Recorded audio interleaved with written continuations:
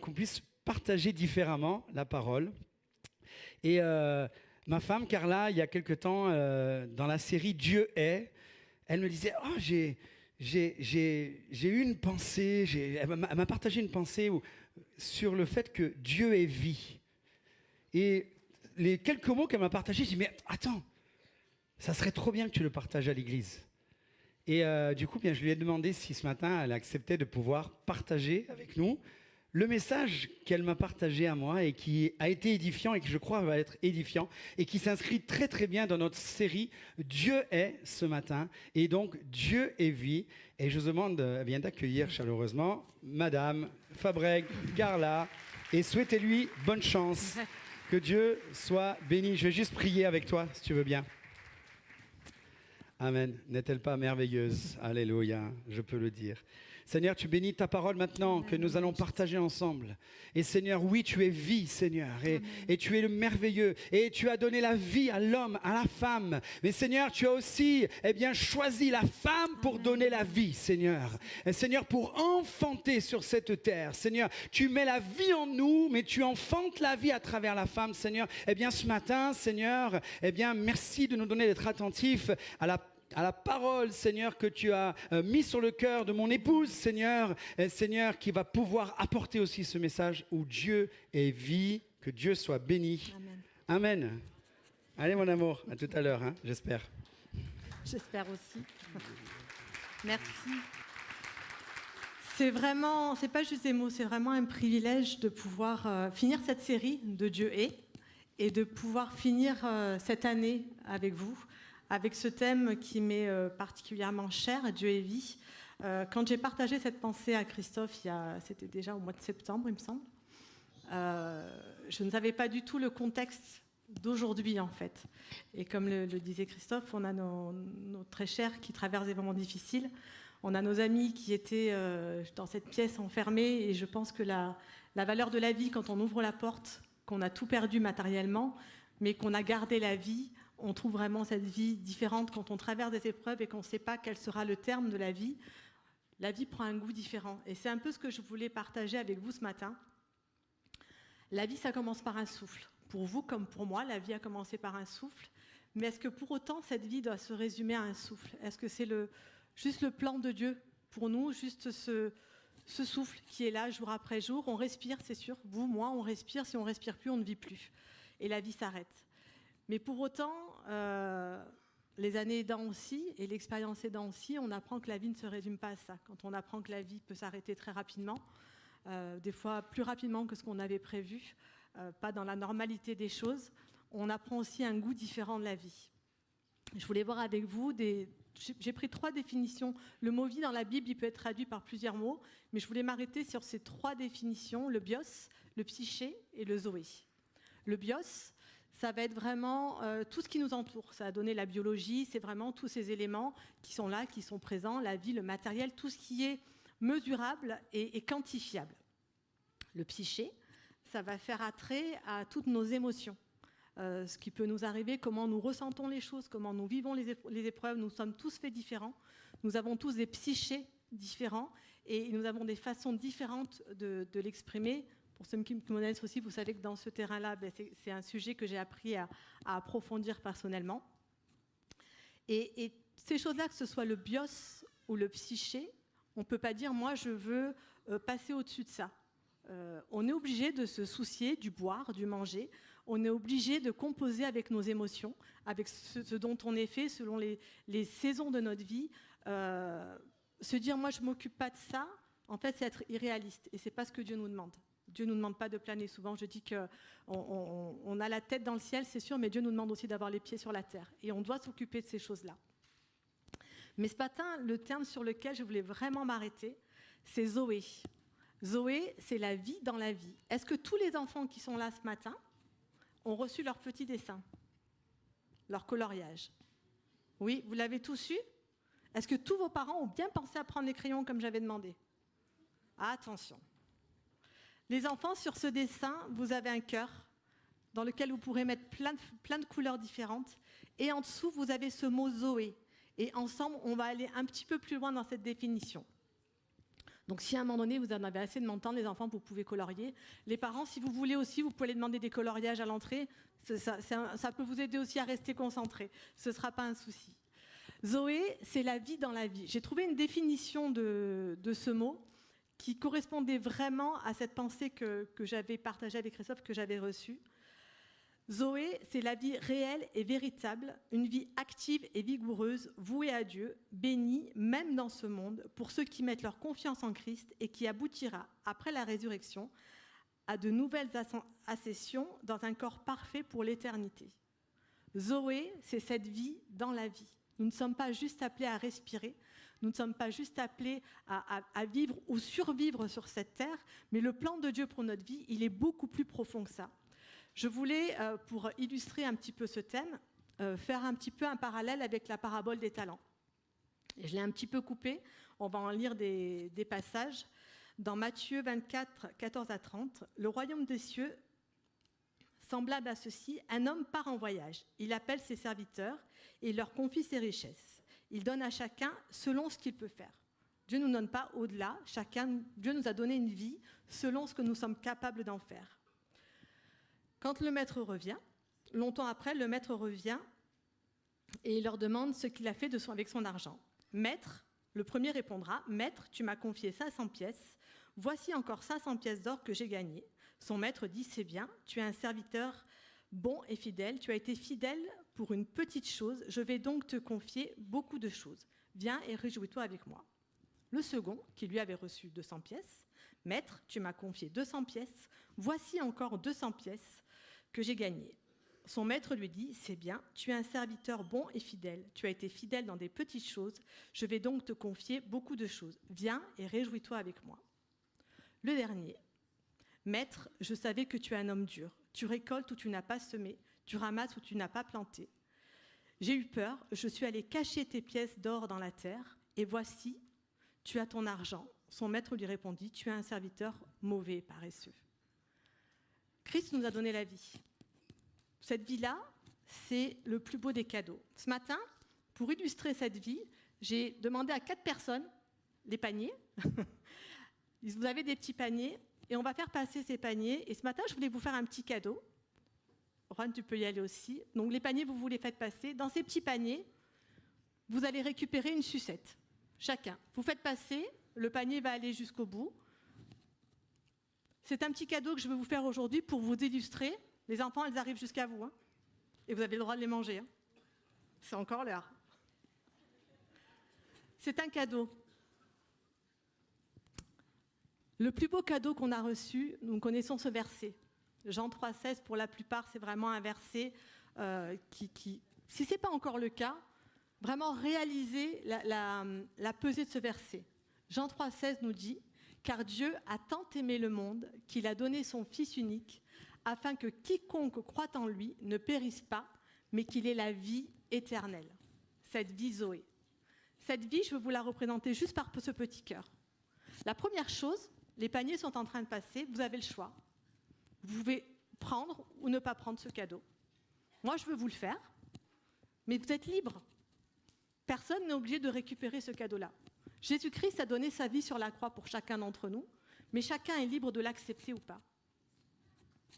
Le choix, il vous appartient. Dieu ne force jamais personne. Comme dirait Christophe, petite parenthèse et je la referme. Si, j'ai bien appris. Hein. Une fois que vous avez reçu ce cadeau, vous avez un autre choix. Ma sucette, elle est là. On sent légèrement le goût à travers le plastique. C'est très léger. Mais si je veux profiter pleinement de ce cadeau, je peux le prendre, et comme a fait ce serviteur paresseux, je peux la mettre à la maison. Je peux même la mettre, je pourrais me faire fabriquer par un menuisier, un très bel établi sur lequel je ferai une croix qui sera très jolie, et sur cette croix, je mettrai ce cœur. Ce sera très beau. Je me rappellerai que j'ai reçu ce cadeau, je serai vivant, je l'aurai accepté, mais il restera là sur mon buffet, en fait, en décoration.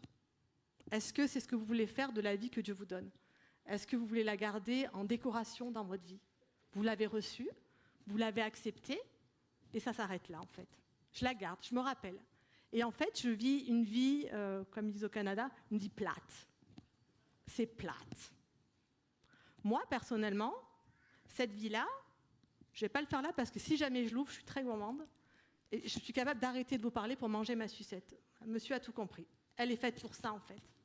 Ce cadeau, je peux la recevoir, mais l'idéal, c'est quand même de l'ouvrir et de profiter pleinement du cadeau que je vous fais. C'est juste une sucette, elle sera terminée rapidement. Ce que Christ nous a offert, ce n'est pas juste une sucette.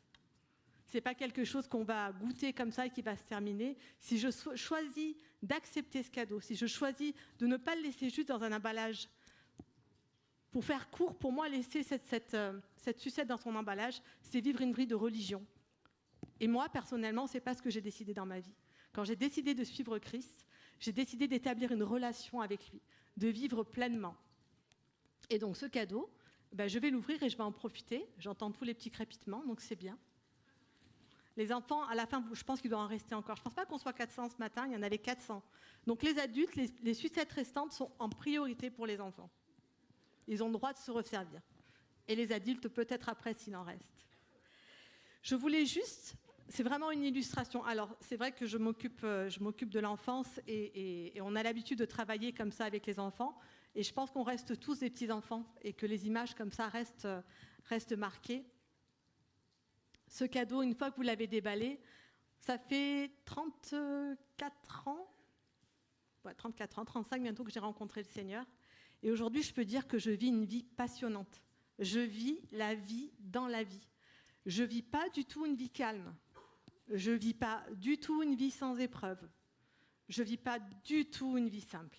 Je ne suis pas plus à plaindre que qui que ce soit, mais notamment ces dernières années, on n'a vraiment pas été épargnés. Nos frères et sœurs qui sont présents avec nous ce matin vivent une vie pleine avec Christ, mais la vie, elle n'est pas simple pour autant.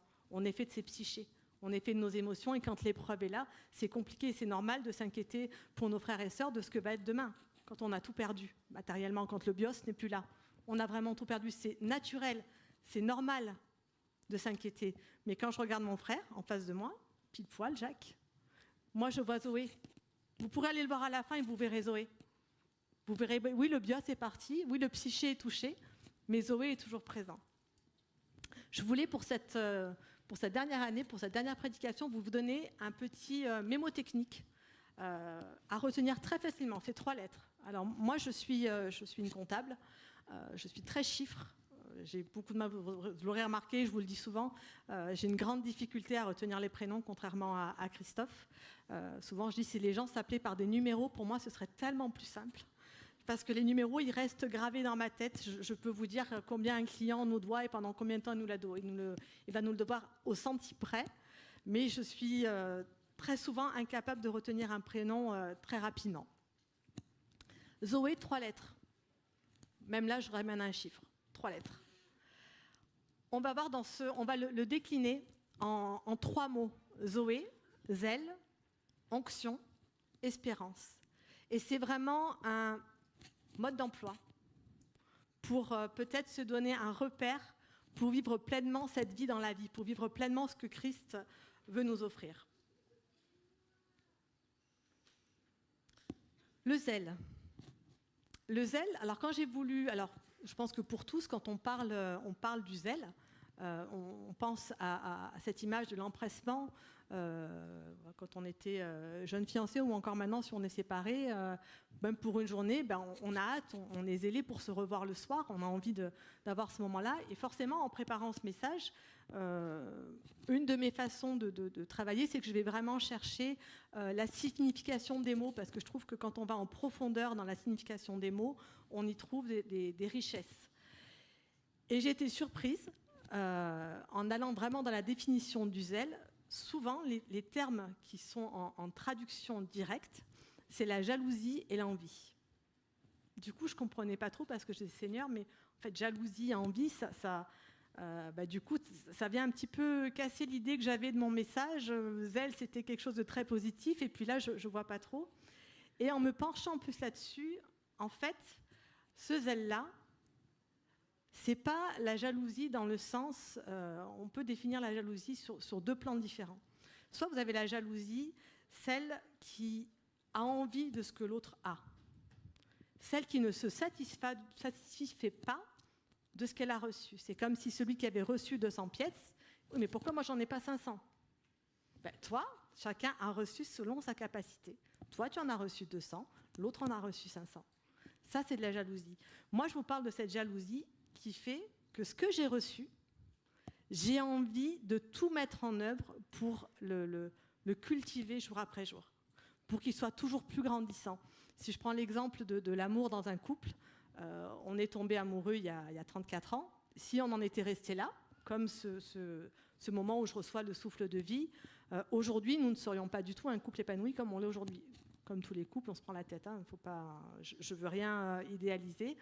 Mais on a travaillé à notre relation mutuelle. On a travaillé à toujours se plaire. On a travaillé à se faire plaisir. On a travaillé, mais on travaille encore et on travaillera encore. On est des jeunes cinquantenaires. Donc, du coup, il nous reste logiquement encore une bonne partie du chemin à faire ensemble. Je pense qu'on doit être à peu près statistiquement à la moitié. Donc, il nous reste quand même une bonne partie à faire. Et on travaille jour après jour à ça. Avec Dieu, c'est pareil. La vie éternelle, je la reçois le jour où je reçois Christ dans ma vie. C'est Christ qui me l'a donné sur cette croix. Mais ça ne s'arrête pas là, ça ne s'arrête pas juste à cette réception, et puis je laisse ça dans mon emballage, et ça s'arrête là. Non. Cette relation, je la travaille jour après jour. Ma relation avec Christ, ma relation avec Dieu, c'est vraiment quelque chose que je vais chérir. Je vais faire un maximum pour qu'elle soit belle. Je vais être jaloux dans le sens où j'ai envie de garder ce que Dieu m'a donné. Pas de le garder, de l'enterrer, mais de le faire fructifier. De toujours aller de l'avant. Et c'est ce que je dis, en fait, et je vous en parlais tout à l'heure, si on ne cultive pas cette relation avec Dieu, on va vivre une vie de religion. Et moi, c'est vraiment deux mots, relation, religion, que je sépare complètement, en fait.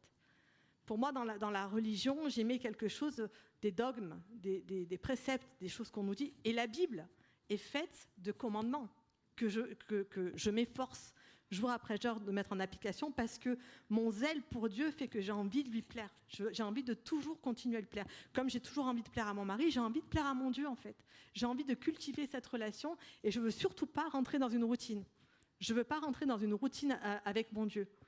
Je veux découvrir chaque jour un petit peu plus. Je veux être toujours... Il y a toujours plus à avoir. Pour l'atteindre, j'ai besoin de ce zèle. J'ai besoin d'être du coup, vraiment, cette définition qu'on aurait plus facilement, d'avoir cet empressement pour ces choses qui lui appartiennent. Si ce zèle me dévore, si vraiment j'ai envie de développer cette relation, il y a un autre zèle qui va aller avec, forcément, parce que j'aime mon Dieu, j'ai envie de me mettre à son service. Parce que j'aime mon Dieu, j'ai envie de lui être utile. Lui être utile, je dis, on a vraiment ce lieu. Ce matin, c'est super d'avoir des... Alors, souvent, on a plein de musiciens, des batteurs. Ce matin, on était en équipe plus restreinte et on a pu apprécier ces belles voix. Les voix, du coup, étaient bien plus en valeur. Le piano, plus en valeur. La guitare, plus en valeur, puisqu'il y avait moins de choses. Et c'était aussi un moment béni. Tout ça, si vous avez cette belle décoration, ces chants, tout ce que vous voulez, mais que vous rentrez et vous marchez dans une couche de poussière comme ça. Si vous avez une envie pressante, que vous allez aller aux toilettes, et que vous arrivez dans des toilettes extrêmement sales, est-ce que ça ne fait pas perdre de la valeur à la maison de Dieu? Mon zèle, il est aussi puissant dans la relation que j'ai avec lui que dans l'énergie que je mets à son service. Jeudi soir, les musiciens étaient là pour répéter. Il m'arrive d'être avec eux pour répéter parce qu'il m'arrive de chanter. Souvent, depuis le mois de septembre, vous me voyez peu parce que je suis beaucoup avec les enfants et je me régale avec eux à l'étage. Mais jeudi soir, pendant qu'il y avait la répétition, moi, j'étais mon tour de ménage. Alors, vous avez vu que la paroi à chaque fois que je fais ménage, il n'y a plus de traces de doigts sur la paroi de la batterie. Moi, c'est mon petit truc à moi. J'aime pas les traces de doigts sur la batterie. J'étais aussi réjouie d'être là jeudi soir à faire le ménage et à me dire je contribue à ce que la maison de Dieu soit propre. Je contribue à cette œuvre, à sa maison qui va le représenter. Pour moi, quand on rentre dans l'église, c'est pas juste 4 murs. L'église, c'est nous qui la formons par nos corps. Mais c'est pas juste 4 murs, c'est là où on accueille les gens pour vivre, pour prendre part à cette vie. Et si j'ai du zèle dans ma relation avec lui, forcément, je vais avoir du zèle aussi à aller le servir. je veux vous rassurer tous, on a besoin de tout le monde. Je profite, je fais un petit appel. On a toujours besoin de monde ce matin. On a eu de la difficulté à avoir du monde sur le parking. Merci Seigneur pour nos frères qui se sont rajoutés au dernier moment. Mais c'est important d'avoir du monde sur le parking qui vous accueille, parce que si les voitures se garent n'importe comment, on mettra moins de voitures. Si on met moins de voitures, vous allez vous garer plus loin. Toutes ces petites choses sont importantes et elles ne sont pas faites pour nous faire plaisir, à Christophe et moi. Ça nous fait plaisir quand ça fonctionne, c'est sûr, parce que déjà on est fiers de la maison de Dieu, et puis j'avoue que quand ça fonctionne, on a aussi nos soucis qui redescendent un petit peu puisque les choses tournent. Mais chaque positionnement est indispensable, et c'est pas le faire si je sers dans l'église, j'aurai une récompense. Ça marche différemment. C'est parce que j'ai reçu la récompense de la vie que j'ai envie de le servir.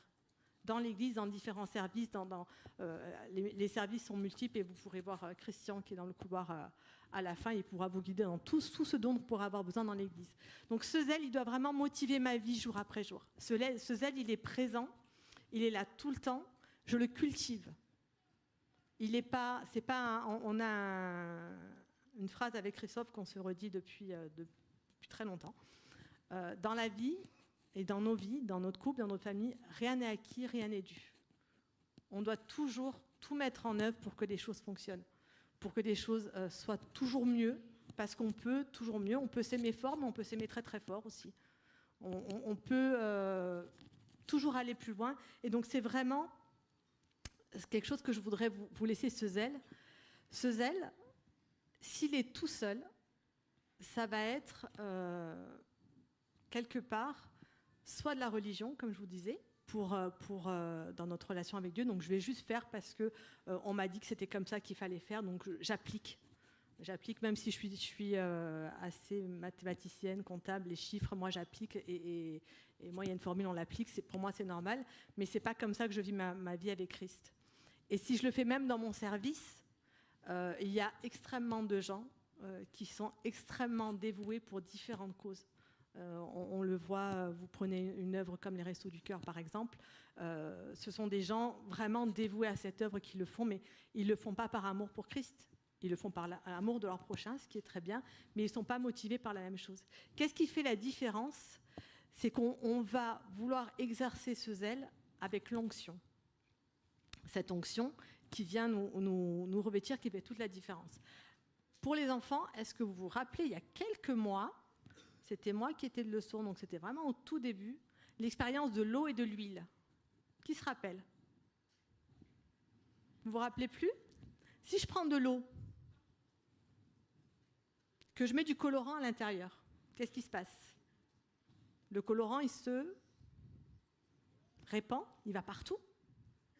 Et on avait fait l'expérience avec les enfants, si je prends de l'eau, que je mets une couche d'huile dessus, que je fais tomber mon colorant, le colorant ne va pas descendre. Cette couche d'huile, elle va me protéger. L'onction, à la base, c'était je vais vous lire la définition, comme ça je serai sûre de ne pas me tromper. L'onction, à l'origine, est une pratique de berger. Des poux et d'autres insectes s'installaient souvent dans les laines des moutons, puis arrivaient près de la tête et pourraient entrer dans les oreilles des bêtes et les tuer. Les anciens bergers versaient de l'huile sur leur tête, ce qui rendait la laine glissante et empêchait les insectes de parvenir à l'oreille.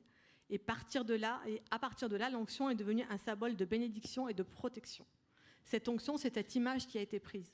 De cette huile qui était versée, on pourrait largement développer sur cette huile qui va empêcher certaines choses de rentrer dans nos oreilles et de venir jusqu'à nous tuer. Ce serait un autre message, on pourrait partir sur complètement autre chose, mais aujourd'hui, j'ai plus besoin tous les matins de me lever et de me verser une bouteille d'huile sur la tête pour être protégée.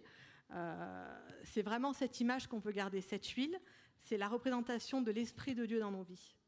Et chaque matin, je veux retourner avec zèle dans la présence de Dieu pour recevoir à nouveau cette huile fraîche qui coule sur ma tête et qui va me protéger. Mais je ne peux pas la prendre un matin pour toute une vie, en fait. C'est chaque matin ou chaque soir, selon si vous êtes du matin, du soir, mais il y a toujours un moment de ma vie où je veux retourner, me placer sous cette onction. Vraiment dire, je veux que l'Esprit Saint, il demeure sur ma vie. Aujourd'hui, on n'a plus besoin de ce geste physique parce que Jésus nous a tout laissé. Jésus ne nous a pas laissés orphelins, il nous a laissé son esprit. Le verset 1 Jean 2,20 nous dit « Quant à vous, vous avez l'onction par celui qui est saint. » Vous avez reçu cette onction. Cette onction, on l'a reçue. À nous de l'entretenir. C'est comme ces vierges qui avaient leur fiole d'huile. À nous de veiller à ce que notre niveau d'huile reste toujours à bonne hauteur. Ce n'est pas quelque chose d'acquis. Ce n'est pas quelque chose qui nous a été donné une bonne fois pour toutes et puis c'est bon, j'ai ma réserve d'huile pour toute une vie. Non, je vais en chercher toujours plus. Et puis, à la rigueur, moi, ce que je voudrais dans ma vie, c'est que ma coupe, elle déborde en fait. Qu'elle ne soit pas juste remplie du Saint-Esprit, qu'elle ne soit pas juste remplie de l'Esprit, mais moi, je veux une coupe d'huile qui déborde dans ma vie. Parce que j'ai besoin de cette coupe qui déborde pour pouvoir faire face au quotidien, pour pouvoir entretenir ma relation avec Dieu, mais pour pouvoir aussi faire face aux épreuves de la vie, pour pouvoir faire face aux épreuves de mes émotions. Si je ne suis pas remplie jour après jour, je ne peux pas faire face à tout ça. Par moments, il arrive dans nos vies, et je l'ai vécu, où j'ai plus la force d'aller chercher de l'huile. J'ai été trop fatiguée, j'ai été trop épuisée physiquement, émotionnellement pour aller... ça a mis un frein, pas ma relation avec Dieu, mais j'avais du mal à aller chercher, puisque c'est comme si je devais vous l'imaginer, je ne pouvais plus avancer pour aller le chercher. Là, on retrouve la force de l'Église, la force de la famille de Christ. C'est ce que nous vivons actuellement avec nos frères et sœurs. Peut-être qu'à un moment donné, les bras sont trop lourds parce qu'on a vécu trop de choses. Et si mes frères et sœurs ont plus cette force d'aller chercher cette huile, nous sommes une famille. On a beau être nombreux aujourd'hui, j'ai conscience qu'aujourd'hui, on n'est plus dans l'église à côté où on était une centaine. Aujourd'hui, on tourne à peu près 400 tous les dimanches. Mais on reste une famille, une grande famille, une famille nombreuse. Nous, on a une famille nombreuse. On a 4 enfants, du coup, ça fait des gendres, ça fait des petits-enfants. Et puis, on n'est qu'au début. La famille va devenir de plus en plus grande, mais ça ne nous empêche pas d'être unis, en fait. Alors, on ne se connaît pas tous, mais on a cette force, on a ce groupe WhatsApp, là, les sentinelles de prière, et dans ce groupe de prière, en fait, on vient vraiment reverser de l'huile, en fait, parce que à chaque fois que quelqu'un passe par une épreuve difficile, on est tous là, on s'unit tous pour dire, ok, on va aller t'aider, en fait, on va être là avec toi, et on va renouveler cette huile en permanence. La dernière chose que je voulais voir avec vous, c'est l'espérance. On a vu Zoé, le zèle dans cette relation, cette onction. Parce que j'ai conservé mon zèle, parce que je conserve cette onction, je vais réussir à garder l'espérance. L'espérance, c'est de réussir à croire aux choses, même quand tout nous semble contraire. Dans Nombre 23, 19, la Bible nous rappelle « Dieu n'est pas un homme pour mentir, ni fils d'un homme pour se repentir. Ce qu'il a dit, ne le fera-t-il pas? Ce qu'il a déclaré ne l'exécute. Merci. Vous avez compris la fin de la phrase? Je pense que je ne vais pas insister. On peut être troublé par ce qui nous arrive. On peut être déboussolé. On reçoit parfois des moments de nos vies où tout semble compliqué, où tout semble... le tableau semble se noircir, en fait, sans qu'on puisse comprendre, sans qu'on puisse vraiment réaliser ce qui nous arrive. Ce qui va nous tenir, c'est l'espérance. Cette espérance, c'est celle où je sais que quoi qu'il arrive, quoi qu'il advienne, dans le bon, dans le meilleur, mais aussi dans les pires moments de ma vie, Christ est au contrôle. C'est lui qui a le contrôle de ma vie. On passe des bons moments, et quand on passe de bons moments, on réalise facilement que Christ est au contrôle et qu'il nous bénit. Mais quand on passe par l'épreuve aussi, c'est le même Dieu, c'est le même Christ qui a donné sa vie sur la croix, qui est toujours là pour nous soutenir. Je demande aux musiciens de me rejoindre. La vie que Christ nous donne, c'est pas une petite vie. C'est vraiment ce que, si vous deviez retenir quelque chose de mon message ce matin, c'est pas un petit cadeau qu'on a reçu. On a reçu le plus grand des trésors. Et ce trésor, c'est pas pour vivre une vie, je vais reprendre cette expression canadienne parce que je l'aime bien, plate. J'aime bien ce que c'est, plate. C'est pas comme ça que Dieu voit nos vies, en fait. Christ n'est pas mort à la croix pour qu'on ait une vie pauvre. Alors, je le redis, je me répète, hein, mais ça ne veut pas dire une vie sans épreuve. Hein. Mais c'est une vie, je dis souvent avec tout ce qu'on a passé ces dernières années, les difficultés aussi qu'on peut rencontrer, tout le monde en rencontre. Hein. Je ne veux pas sous-entendre que parce qu'on est pasteur, on en rencontre plus que d'autres, mais on en a rencontré pas mal. Et puis chaque fois que vous rencontrez une souffrance, c'est une souffrance de plus dans nos vies, puisqu'on vous porte chacun dans nos cœurs. Et c'est des poids qui viennent se rajouter, mais pour rien au monde, je ne changerai de vie. Pour rien au monde, je ne voudrais vivre une autre vie. C'est la vie que Christ a choisie pour moi. Il a permis, je ne sais pas lui qui voulait l'épreuve, mais il a permis que j'y passe en fait. On le rappelait hier à nos amis avec qui nous avons partagé un moment.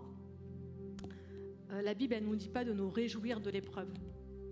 C'est pas ça le sens du verset. La Bible, elle nous dit de nous réjouir parce que dans l'épreuve, il est avec nous. Et je veux garder cette espérance. Et pour cette année 2025, je veux vraiment vous dire, gardez cette espérance, quoi qu'il arrive. Je vous souhaite la meilleure des années, c'est sûr. Je vous souhaite une année tranquille. Et du coup, vivez encore plus pleinement et vraiment réjouissez-vous. Soyez à fond dans ce que vous faites parce que ça vaut le coup. C'est épuisant, c'est sûr. C'est fatigant. Mais ça vaut tellement le coup, en fait, de vivre pleinement ce cadeau que Christ m'a donné. Gardez pas la sucette dans l'emballage. C'est tellement dommage. Elle sent bon, elle est jolie, mais elle est bien meilleure une fois que je l'ai mangée, en fait. Et puis, quand vous aurez fini celle-là, Christ vous en donnera une autre. Ces bontés se renouvellent jour après jour. Chaque jour, il a de nouvelles bontés pour vous. Vivez pleinement cette vie Zoé. Vivez cette vie dans la vie. Galates 2, 22 nous dit « Si je vis, ce n'est plus moi qui vis, mais c'est Christ qui vit en moi. » Je ne peux pas concevoir ma vie différemment. Je ne peux pas l'imaginer différemment. Je ne peux pas juste me dire chaque matin, je me lève et puis je vais vivre ma vie, je vais être fidèle à Christ. Je ne vais pas pécher, je vais faire mon maximum pour ne pas pécher. Ce n'est pas juste ça en fait. Je vous souhaite beaucoup plus dans vos vies. Je vous souhaite d'aller plus loin. De savoir ce que, si Dieu vous donne 500 talents ou 200, où c'est que Dieu vous attend? Il vous le dira. Mais il y a une place pour vous en fait. Il y a une place pour chacun d'entre nous. Il suffit juste de la trouver en fait. De vivre ce zèle, non pas avec la jalousie qui va envier les 500 talents de l'autre et pourquoi moi j'en ai que 200, mais de celui qui a reçu de la part de Dieu, parce qu'on a tous reçu chacun notre façon, mais de se dire, ok, même si j'ai reçu un talent, même si j'en ai qu'un, je vais le faire valoir. Moi j'ai un talent, j'aime faire le ménage. Bon, les mauvaises langues diront que c'est parce que je suis portugaise. Mais j'aime faire le ménage, c'est pas un souci pour moi en fait. J'aime ça en fait. Mais j'aime encore plus faire le ménage dans l'église. J'aime quand en entretien, on dit à mon mari, c'est fou, on est nombreux, mais qu'est-ce que l'église est propre. Et cette personne a dit, du coup, j'ai envie de m'investir aussi dans ces équipes. J'ai envie d'être parmi vous parce que j'ai envie de participer à ça. Alors c'est pas toujours simple, hein, mais j'ai envie de rentrer dans cette vie-là. Jean 10, tu peux afficher le verset. Le voleur vient seulement pour voler, pour tuer, pour détruire. Moi, je suis venu afin que les hommes aient la vie. Ça ne s'arrête pas là. Une vie abondante. Dieu ne nous a pas juste offert une vie, il nous offre une vie abondante. En donnant sa vie sur la croix, il nous a fait le plus grand des cadeaux. Toi, aujourd'hui, qu'est-ce que tu vas faire de ce cadeau? Vas-tu douter au moment de la tempête ou vas-tu tout mettre en œuvre pour vivre cette plénitude? Il est ce Dieu de providence. Ce nom, il n'a pas été choisi au hasard cette année. Il est ce Dieu de providence, ce Dieu qui va pourvoir en tout temps, ce Dieu qui pourvoit en toutes choses. Il pourvoit dans les bons jours et il pourvoira dans les mauvais jours. Ce Dieu de providence, il a tout prévu. Il sait tout par avance. Nous, ça nous semble compliqué sur le moment, ou ça nous semble trop simple sur le moment. C'est pas normal que la vie soit tranquille. Si, ça peut être normal aussi. C'est normal d'aller bien aussi. C'est bien aussi de ne pas avoir d'épreuves. On n'est pas obligé d'être accablé pour être en relation intime avec mon Christ. Je suis intime avec mon Christ, quoi qu'il arrive. Ce n'est pas les événements qui vont aller... C'est sûr que dans l'épreuve, on apprend à se rapprocher encore plus de Dieu. On vit une intimité différente. Mais j'attends pas ça pour vivre près de mon Dieu. Il y a des gens qui ont vraiment des vies tranquilles, qui font pas face à des grosses épreuves financières ou de la perte ou de la maladie. Ça arrive, hein, mais ça ne leur empêche pas d'avoir une relation profonde avec Christ. C'est pas juste dans l'épreuve que cette relation est là. Et je voulais, avant de m'arrêter, vous laisser ce dernier verset. Celui qui a le Fils a la vie. Celui qui n'a pas le Fils n'a pas la vie. je vous en supplie quasiment ce matin. C'est vraiment le cri de mon cœur et c'est pas juste une tournure de phrase pour faire bien. Vivez pleinement. Vivez pleinement ce cadeau que Christ vous a donné. C'est vraiment, je suis une maman comblée, une épouse comblée, une maman comblée. J'ai 4 enfants, j'ai 2 petits-enfants. C'est des cadeaux merveilleux. Et pour ceux qui me connaissent, vous savez cette relation que j'ai à la famille. Et c'est des cadeaux plus que précieux pour moi. Mais pour autant, ils ne valent pas, ils ne sont pas aussi précieux que le cadeau que Christ m'a fait en me donnant sa vie.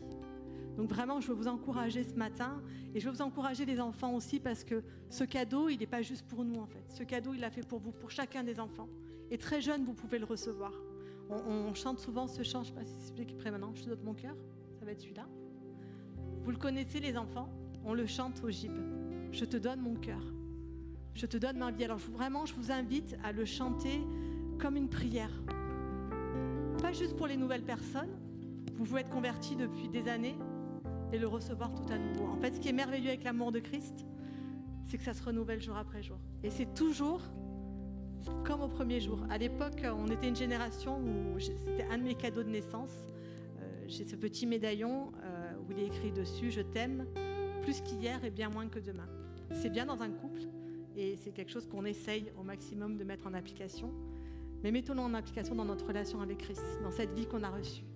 Je t'aime plus qu'hier, mais tellement moins que demain.